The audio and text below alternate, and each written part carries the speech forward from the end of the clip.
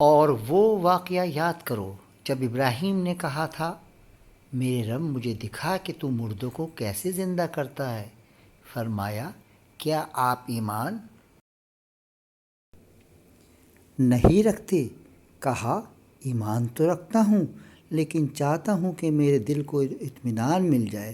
فرمایا پس 4 پرندوں کو پکڑ لو، پھر ان کے ٹکڑے کرو، پھر ان کا ایک حصہ ہر پہاڑ پر رکھ دو، پھر انہیں بلاؤ، وہ تیزی سے آپ کے پاس چلے آئیں گے، اور جان رکھو کہ اللہ بڑا غالب، آنے والا، حکمت والا ہے۔